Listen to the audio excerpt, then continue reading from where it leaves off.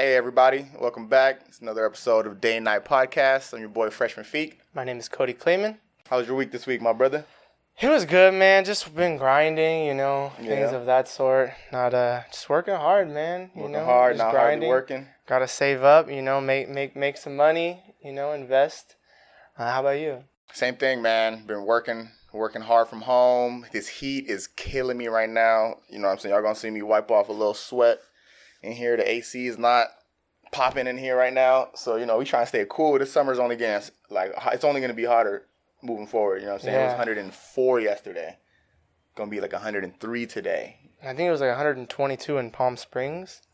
Insane. Who lives there? Who lives in that type of heat? I don't know. What are you doing? Like, you have to have a pool. You'd have to pay me to live there. You have to have a, if your house does not have a pool, it's not happening. Why would you even live there? And well, I know there's a couple things that kind of hot topics this week. What do you got? Man, the thing that broke my heart was seeing Naya Rivera missing. So she's an actress that was on Glee. I never watched the show, but I got introduced to her because of Big Sean. Big Sean was engaged to her, actually. He actually, it's sad to say, but the song "I Don't Fuck With You." Yeah. He made that right after they broke up. You know what I mean? So that was my introduction to her. A beautiful woman. She and her 4-year-old son were on Lake Piru in, I think, OC or somewhere up north, not too far from here. And they rented a boat to just go swimming on the lake.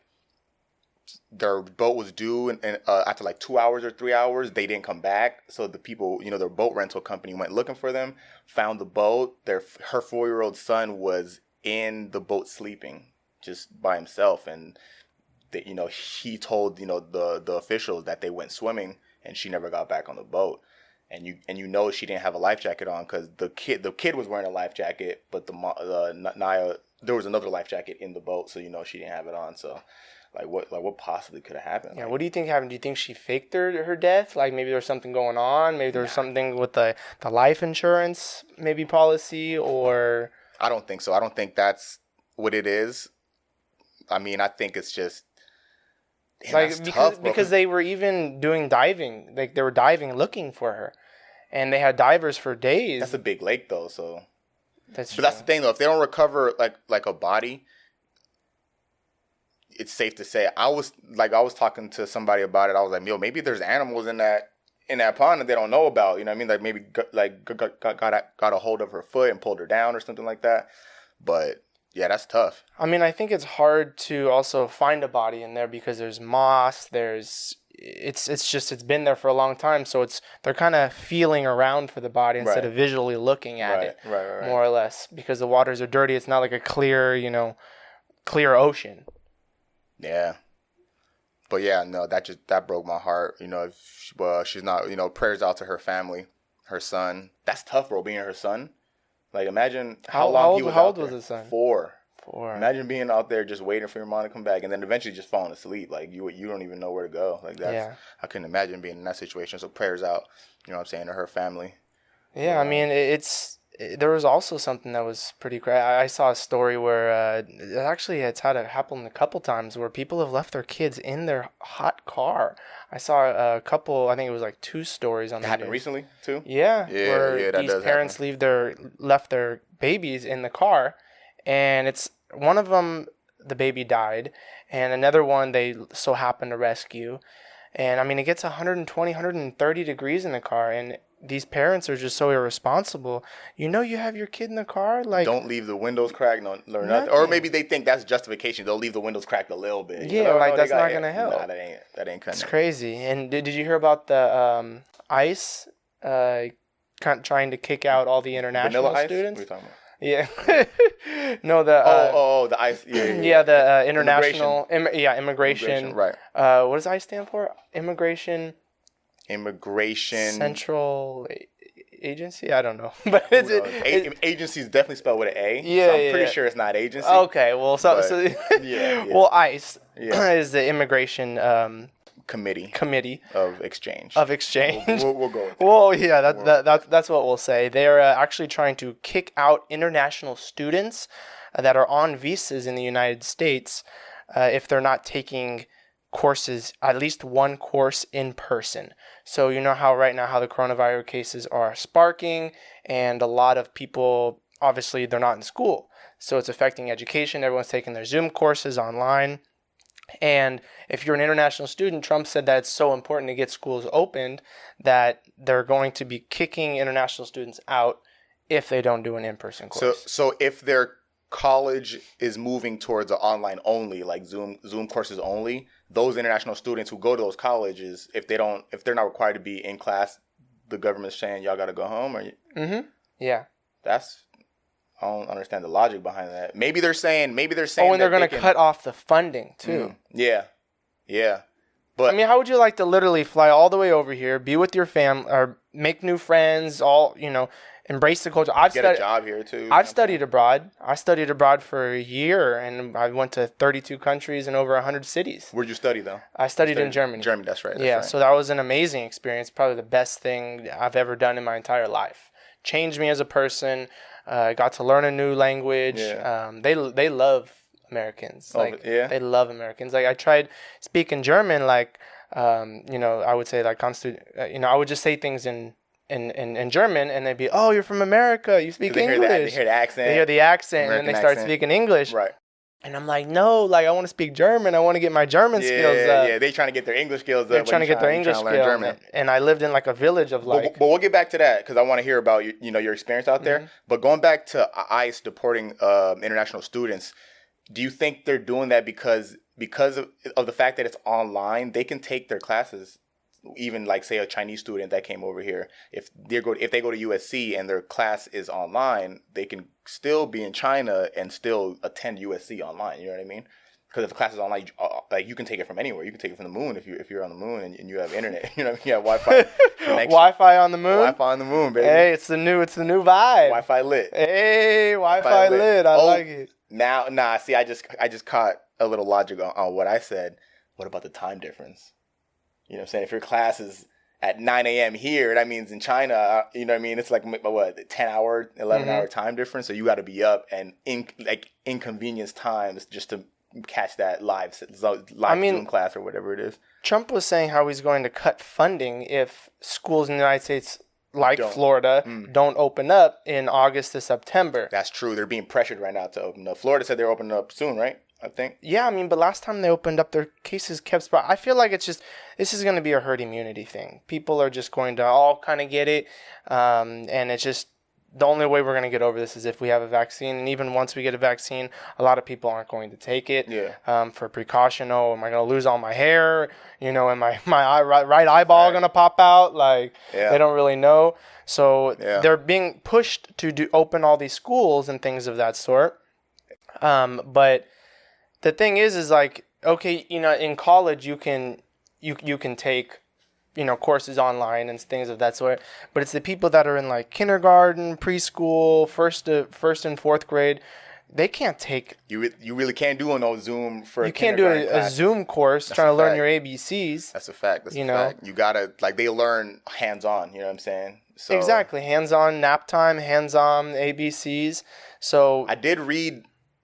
Because I feel like right now, especially with this, it's politics and science. They're battling right now. So the science says, cases are spiking. We still got to be at home, social distancing, isolated. Politics is Trump. He's thinking about the election. So if shit is shut down leading up to November, it's not looking good for him. So he wants everything to go back to normal as soon as possible, quote unquote normal, because that's what, even before this whole corona thing happened, his whole backbone to his campaign was, look how good the economy is doing. It doesn't matter what anything else is going on. Russiagate, they try to get him with Russiagate, all this stuff. He was always going to be, the unemployment's at lower levels, the lowest ever, on a downward trajectory. The stock market was doing great, but then this happened, and now unemployment is through the roof. I think it might reach 20%. You know what I mean? So it actually cut, not to interrupt you, but it actually cut down all the way from 20% to 11%. When, during the corona? In 1 month. So when they opened up the economy. Oh, when they opened that's good. It's going down. I didn't hear that. So he wants that to go all the way back down before November so he can brag about it. You know what I mean? He wants schools to open up so he can brag about it. So that's the political side. He has political motives, but the CDC has, what their motive is to protect the public. You know what I mean? So to give guidelines on how to limit the spread of the virus. So now they're battling right now. So it's going to be interesting to see, like, is the CDC going to just bend to what Trump wants them to say, or are they going to stick to the actual science and not mislead the public? You know what I'm saying? Because opening up, if the kindergarten and grade school kids go to school, how do you social distance in a classroom? Like, the desks have to be 6 feet apart.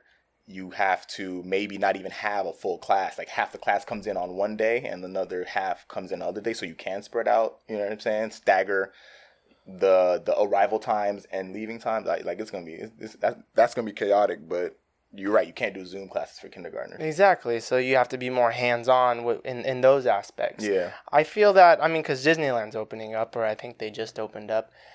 If they can open up Disneyland, I feel like they should open up schools. But the thing is... Disneyland out here or Disneyland in Florida? Out here. Out here, okay. Yeah, so they're opening up Disneyland, they're opening up all these places, but they re-shut down the bars and stuff like that. But it's just, for every step forward that they take, it's 2 steps back. Right. And like you said before, it's politics and the CDC. Trump just wants everything open up because he wants to get reelected. So after he gets reelected, he may shut everything down, and then he cares about everything after he gets reelected.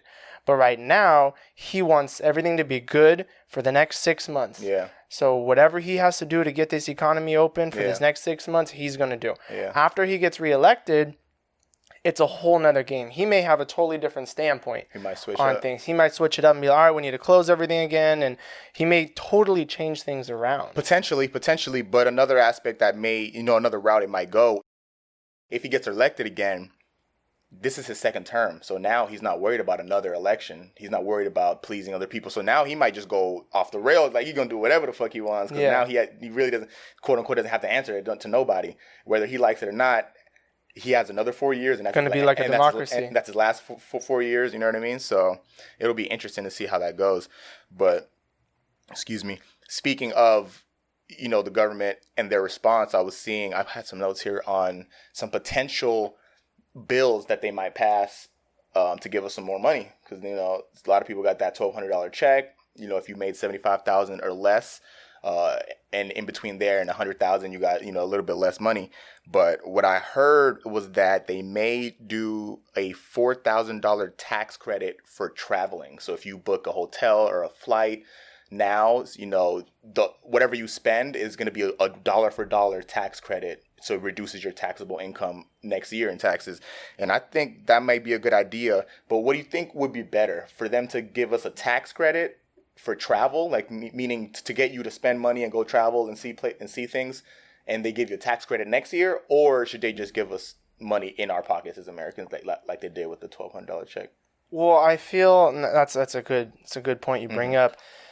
The traveling industry, that's what's taken the hardest hit. So if they provide us with money, it's going to go either 2 ways. There's going to be the people that are going to save it for if this thing gets even worse, or the people who are going to be like, oh yeah, these new sneakers came out, or oh, I want to get a new car, or something of that sort. People are going to spend it, people are going to save it, but they're not going to go on trips. They're more worried about in survival mode right now. And there's 2 types of people in this world. One of my econ teachers told me in college. He said the economy, you can break it down to 2 types of people. There's the people that save, and there's the people that spend. You know what I mean? There's the people that save nothing their gets money by you. and invest. It seems very very low. I don't know how to say it. It seems very easy to comprehend, but and aspects get more complicated as you talk about it. But once you scale it down, there's 2 types of people. There's people that spend. There's people that save, and that's how the economy works. The bank is there to lend money. There's investors, and then there's consumers and producers. So, thinking about it from that aspect, maybe that's why the government is leaning towards the tax credit to incentivize people to go ahead and spend and travel and save these industries. The airline industry is getting hit right now. So I understand why they're doing it. But then again, a lot of people they don't have plans to travel. They have 4 or 5 kids. They're out of work and they need money in their pocket now. You know what I mean? So I kind of understand it both ways. It's just interesting to see, which direction they'll they'll go to. And also there was another one that I heard on a couple forums that people were talking about. They said that there's an incentive to go back to work. They might push a bill to get people to go back to work. Because some people were making money. We're making more money with the unemployment bonus, the $600 a week plus the unemployment bonus. They were making more money on that than they were with their actual job. So Congress may pass a bill where workers receive $450 a week for going back to work, in addition to what they earn at work. So I'm like, surface level, I'm like, oh, that's interesting, get people back into work, stimulate the economy. But what about the essential workers who never stopped working? You know what I mean? The nurses, the people at the restaurants, you know what I mean? Like, they never stopped working. We call them the essential workers because we need them to keep the society keep going. You know what I mean? The restaurants, the Costco workers, they never stop working. So they're not going to be eligible for this going back to work because they never stopped working. But they're the people who we need the most in society. So I was thinking about those people, or the people who don't even have a job to go to. You know what I mean? Like, their job is just shut down. Whoever they were working is out of business now. So they won't, benefit from this. And I think the goal of these bills is to help all Americans that are in trouble, not just some pockets of America. You know what I'm saying? So it'll be interesting to see. Do you want to see them just put money in people's pockets, or what do you think? How do you think that's going to affect the economy? I think it's best to focus on the industries that are being most hardly hit. The hotels, the airlines, the things of that sort. Make the people, incentivize them to go out, to go on vacation, do things like that, to make so when they do go to the hotels and they do go on flights, they feel, oh, it's actually not so bad. I do feel safe. The sanitation is okay. Yeah. I'm still able to have fun. So I think it'd be better to incentivize to, like you said, go on a vacation. And there's been people that have been locked up for this whole time. So it's good to encourage these people to get out there and try new things and things of that sort. Right. So I think it would be more beneficial for the economy to incentivize them to go and travel. I think it would be more beneficial for the person itself to, like, for the people that are in survival mode, to get that stimulus check directly to them. Because if I applied to, if I were what would you do? Qualified, I'm saving that shit. Exactly. I'm not really. Exactly. But that's not good. I know that's not good for the economy. You know what I mean? But I'm more of a saver than a consumer. So that's just my prerogative. I think more people, especially in our generation, our age range, we're so programmed to be. We want it now. We want it now, today. And this may be all off on a little tangent, but I feel like our society in general is programmed for consumerism. You know what I mean? Like you said, the next sneakers dropping, you got to cop them. If you don't have the money, fuck it, put on a credit card or pay it back later. And then you find yourself in debt. And that's how, the banks and the credit card companies, that's how they make money, because they know, oh yeah, you're going to pay it back slowly. You know what I mean? The minimum balance every month, but now we're collecting interest off you. You know what I'm saying? The next sneaker comes out, you swipe again, and you're forever in debt. So I feel like as our generation, in addition to being financially illiterate, I feel like we need to physically and mentally train ourselves into saving our money and not just throwing it in the bank and not using it. But once you become a little bit more financially literate, you can start investing it, creating small investment accounts, Robinhood accounts. There's an app, I forgot, my friend mentioned it, where you like, say you buy a Starbucks cup of coffee, it's $4.95. It rounds that up to $5, but that 5 cents, it throws it into your account and like invest it in like a small mutual fund that kind of cures. That idea is good because it teaches our younger generation not to make the mistakes of, consumerism and just falling into crazy amount of debts, and you can't find your way out of it. You know what I mean? So I don't know how that, they may not.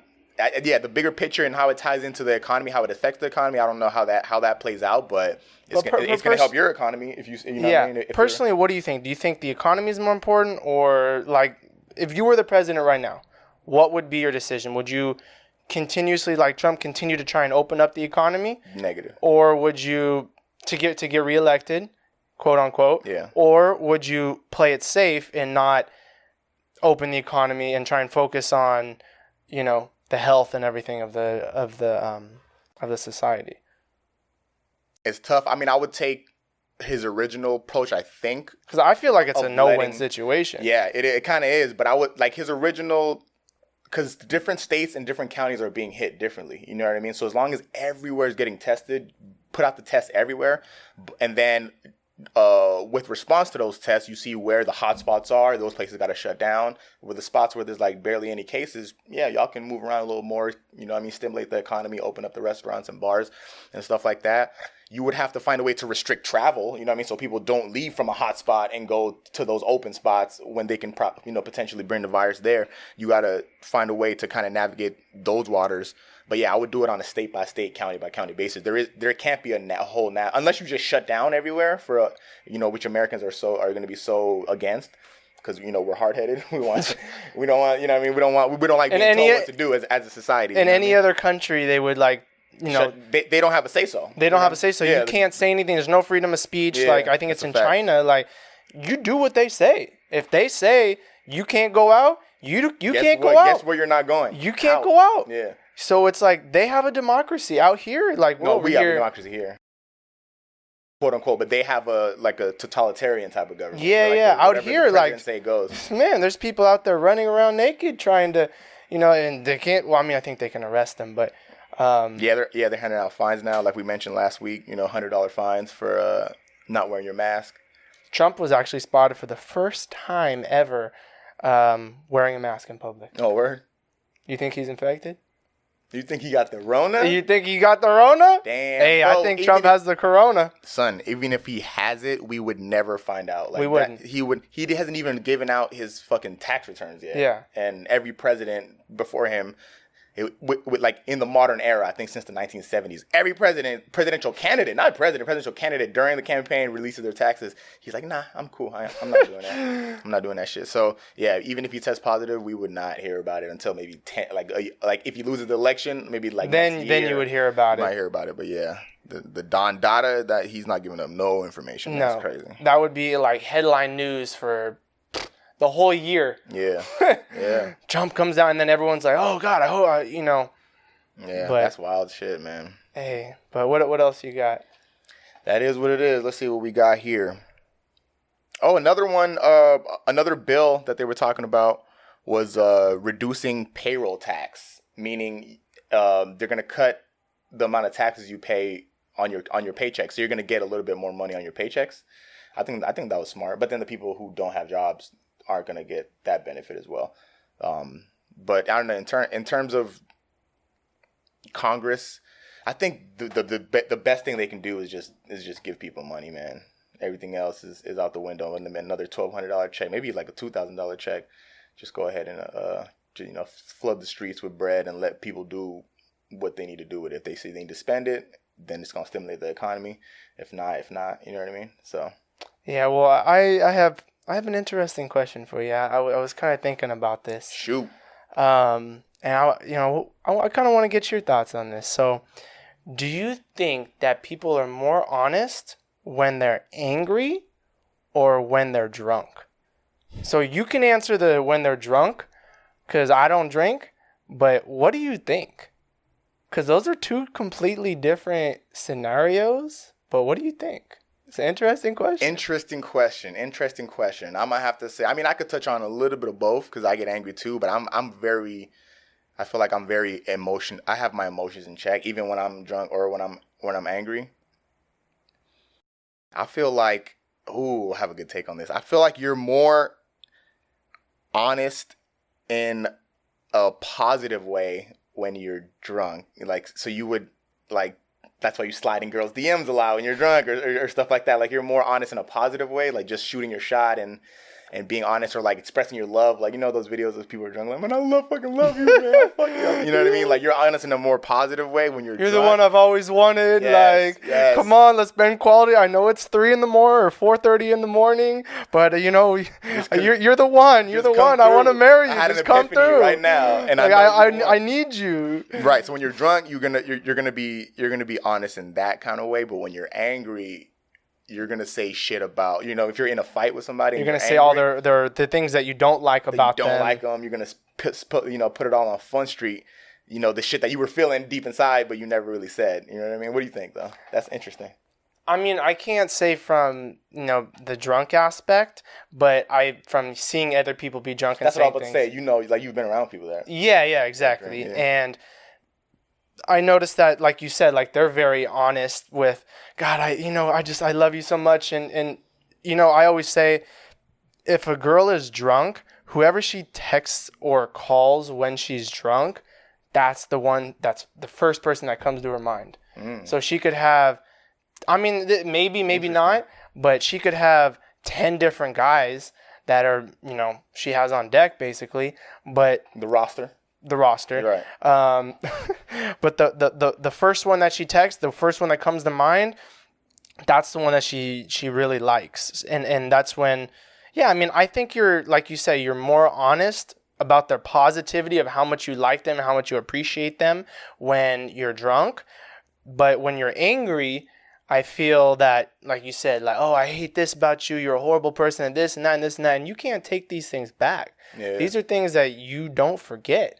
That even if you do forgive them in the morning, that's still in the back of your mind. Right. You're still thinking about, oh, wow, like they actually think that. That's why it's important to really control your emotions. You know what I mean? Even when internally you're feeling a certain way, you kind of have to have a poker face in terms of how you express yourself and how you react to certain situations and how you carry yourself in those high leverage situations, because that's where people judge your character right there. You know what I'm saying? But I feel like even people that get caught like out in public doing some wild shit and then they get fired for saying some shit from their jobs, I feel like liquor and being intoxicated, that'll change how you react to shit. Like your character might be affected, but I don't think that affects your morals. You know what I mean? So like if you see, well, at jobs, that's why, like at my job, yeah, they move around here, get that time. They tell you not to, obviously only have a certain amount of drinks during a certain amount of, you can't have, you can't get super wasted and have 3-4. Wait, at work? What do you mean? Like work, like if you go to a work function or something of that sort, right, you can't have 3 or 4 drinks. Like a work retreat or something. Exactly, because things happen and then things are said and then things you regret and, it's like a domino effect. So alcohol, you have to limit yourself. Yeah. You have to have a certain amount, have fun, but don't get where you black out and, things of that sort. Relating to the original question, do you think, so when if one of your friends gets drunk and then says some wild shit to you, do you judge him on what, like, he was just drunk, or the next day you're like, like, do you think that's how he really feels? I think that's how he really feels. Yeah. Yeah, I think that's so you'll feel some type of way about it. I'll feel like, wow, scoot a little closer. I feel like that's his honest opinion. Yeah. Of how he, like, when he's angry and drunk, that's like the true how he really feels nuclear. About me. Yeah, that's nuclear. Right. That's deadly. So like when he's like really angry because you did something, and he's super drunk, that will really tell me like, okay, how do you actually feel about me? Yeah. On the outside, like, yeah, I see you every day. Whatever. You're a cool guy. You shake hands, stuff like that, but to know how somebody actually feels about you deep down, you have to be either drunk or angry. Right. Yeah, I control my emotions. I mean, I like to think I control my emotions pretty good in those situations. You know what I mean? I like something tells me, like, even when I want to say some foul shit or I feel disrespected. That's really what. Like, that's a big thing. Is like, don't disrespect. Yeah, if I feel disrespected, that's when I may feel the urge to kind of hit back. But even in those situations, like, keep your cool. I try to keep your cool. Just be like, all right, if anything, talk it out with yourself or talk it out with like your family member, with your best friend, whoever. Just talk it out with them. And a lot of stuff is just, I'm sorry to cut you off. Little stupid stuff. A little stupid stuff. I don't know where I read this or who said it, but it's a good thing. They always say whenever you want to react to something, write it down in your phone, and then in 24 hours or 48 hours, go back and look at it and see if you feel the same way about what you were so angry about that next day or 2 days after. Majority of the time, you're going to be like, I don't even care. If you still feel a way about it 24 hours or 48 hours, all right, now you can go ahead and now your anger and your emotions are calmed down, but you still feel a way about it. Okay, now you can respond to it. You know what I mean? But now you're more level-headed. Majority of the time, you're going to find like, man, that shit's petty. I don't even need to respond. You know what I mean? That can save you from a lot of That's actually a really good point. Have you ever done that before? Yeah, I've done that, but not to the point of writing it down in my phone, but I've just been like so upset about something, and I'm like, you know what, I'm not even gonna deal with it right now. And then I wait like a good day, and then I think about it again, whether it's replying to a text to somebody, you know what I'm saying, I just put it off to the side. But yeah, I've done that before, and that helps. You know what I mean? That helps you make sound decisions, whether it be in business and work, with coworkers, with relationships. You know what I mean? You gotta learn how to keep your ego in check as well, and that helps you keep your ego in check because you take the emotion out of it, and then you make sound, logical decisions. Yeah, I can definitely see that for sure. Right. That's a fact, man. Did you see the UFC fight? Yeah, I watched the whole main card, dude. you didn't watch it, right? I watched a little bit of it. You know, I saw a little bit of it. Yeah. Oh wait, let me tell everybody what we're talking about. We're talking about UFC 251. I'm a new MMA Fight Island. I'm a new UFC fan. I've been watching countless of hours on YouTube of just older fights. You know what I mean? I'm a fan now. I don't know if it's because there's no other sports going on. You know what I mean? So I don't know what started like hooked me into liking MMA, but I'm a fan now. I saw UFC 251 Fight Island in Abu Dhabi. That's incredible, bro. He's making moves. Dana White said, "You don't think we can have sports right now during this corona? Hold my beer. I'm going to throw some shit together." That is just unreal. Like, when he started saying, "Oh, we're going to buy an island," everyone was like, "There's no way this guy's going to buy an island for this." And sure enough, everybody thought he was got bugging. An island, and he made it happen. Yeah, I'm not sure if he bought it or he's just working with the country of Abu Dhabi. I don't even know if Abu Dhabi is a country or a city. I apologize. But yeah, so I don't know if he's working with them in terms of putting it together or he actually bought the island. But the fact that they say, it's in Abu Dhabi, it lends me to believe that, he's working with the government there. That's prestige. That's dope, bro. That's dope. That's like Prince. Who's your favorite fighters? I know mine is when I used to watch it. I'm not like a huge fan now. I like watching it, but I feel like, do you know how the UFC started? The UFC or mixed martial arts, like the company UFC? Yeah, go ahead. I don't know. So basically, it was mixed martial arts. There was jiu-jitsu. There was people with no gloves on, and they were just bare knuckle just basically killing each other. What's his name that used to do that in the back? Well, Kimbo Slice. Remember Kimbo Slice's backyard? Yeah. Rest in peace, but man, that shit was rough. He passed away? Yeah, he passed away. I think, a while ago, 5 6 years ago. Yeah. But yeah, and it was out of control. Like, they were just hitting each other, and Dana White saw a really big opportunity to turn into a business, and he's like, okay, we can do this, but there has to be some restriction, has to be a cage, it was like an underground fight that he turned into a business type of thing. Got you. Where there was a bunch of people that had different martial arts. And now it's just like professional business. That's a fact. And people want to see blood. And, like when blood starts happening, you're like, yes, let's go. It taps into like the primal level of humanity or just in general, like the animal kingdom. You know what I mean? When you see high leverage moments and people duking it out. Yeah, that you can monetize that, you know what I'm saying? And Dana White saw that.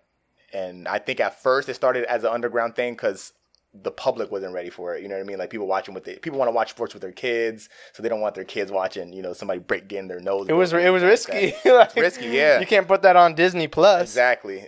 Which is wild because now he signed a contract with ESPN Plus, and ESPN is owned by Disney, you know what I mean? So eventually, that's the thing. You can always start a business, even if it's a small market. Eventually, there's a way to grow it when the public perception gets more and more acceptable of it. Yeah, so that's dope. But you asked me who my favorite fighter is. I've seen a lot of film on Jon Jones. I think he's considered one of the best of all time. I like Jon Jones. I like Conor because of his... Conor McGregor? Yeah, Conor McGregor. Hey, my guy. Not just because of his fighting style, but he knows how to sell a fight. So the business aspect is because It's like a Mayweather. Exactly. There's the athleticism and the skill of the actual sport, and then there's packaging that into selling the most amount of pay-per-views, and I think he navigates that well. And for MMA fighters to turn this into a lucrative business, to start getting paid like how the NFL players or NFL or NBA players get paid, you have to be able to channel that marketability of that Conor did and try to apply it to the sport. But I like him. My favorite fighter right now, active favorite fighter, is Israel Adesanya, aka Stylebender. Like, he does the same thing like as Conor. He's got swagger and he's a fucking beast. You know what I mean? Like, yeah. I fuck with Stylebender. Shout out Izzy. Yeah. What about you? Cool. Who's your favorite? I mean, I'm not really watching anymore. I mean, Conor McGregor, I mean, obviously he's well known. I like him. Yeah. Conor McGregor and Forrest Griffin when he was, in his prime. Okay. Forrest Griffin. And what's that one guy? He's from Brazil. There's a couple other ones, but that's dope. But yesterday's fight was dope. It was Kamaru. The main event fight was Kamaru Usman versus Jorge Masvidal, and that fight was dope. Masvidal took it on last minute because the guy, I think his last name was Burns. He got coronavirus, so he couldn't make it out. And Kamaru Usman and Masvidal have always been talking about fighting, but it was never matched up. Masvidal had a little beef with Dana White over pay. He wanted more money for fights, so he wasn't going to fight. But they asked him last minute, like, "Yo, can you slide in and fill in?" Slid in, so hats off to him for that. And they got the fight. But Kamaru Usman just tactically took him down. Like, that's crazy. One round by round, got him in the in the clinch, and was just overpowering. He's a strong man. He's a strong dude. That's cool, man. That's cool, dope. Man. Well, yeah, man. Sounds like you had a good week. Good weekend was popping. Should be another good week ahead of us. Yep. Appreciate tuning in. That's a wrap. We Dunskies. Like and subscribe. Show us your love, and let us know what you want to talk about next weekend. You already know. Day and Night Podcast, baby. Peace.